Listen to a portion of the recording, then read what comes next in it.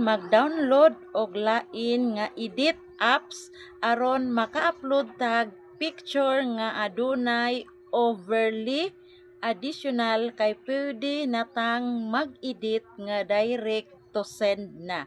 So karon mao ni nga step atong himuon.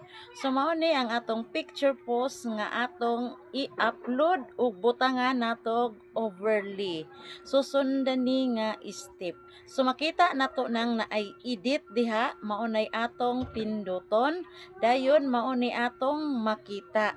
Makita nato nang naay murag pormang mata-mata diha, pinduton nato na ug mao ni atong makita. So pinduton nato ning adunay arrow kay padulong na sa gallery. So i-share nato nga aduna natay ipang o giandam nga atong i-additional i-overlay sa atong video o upload nga photo. So sama anang ako maunay akong gipili, so ato na siyang pinduton.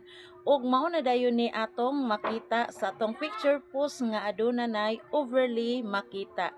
So karon atong isibog na sa atong kamot kung asa nato pwedeng ibutang, pwede pod sa ibabaw, pwede pod sa ubos. So ingon ani kaanindot pag aduna tay additional nga overly sa atong upload, adunay laing makita ang atong mga audience or mutan-aw sa atong upload nga picture. So karon sama anang ako So kung gusto ta nga hutdo nato nagbutang og overly diha tanan nga space sa atong picture post, pwede ra pod ing ato ra nga step ang atong himuon balik-balik ra. So karon inighuman ato na dayon nang idan.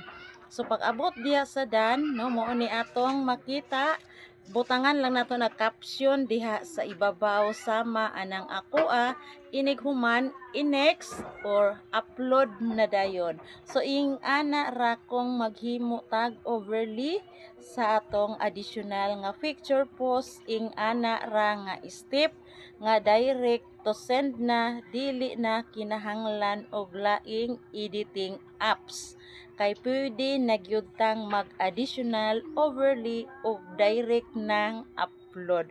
So buhatan ni nga step kay mas nindot gyud kung adunay makita nga overly sa atong mga upload kay additional points mampud na sa audience nga magtan-aw sa atong mga upload.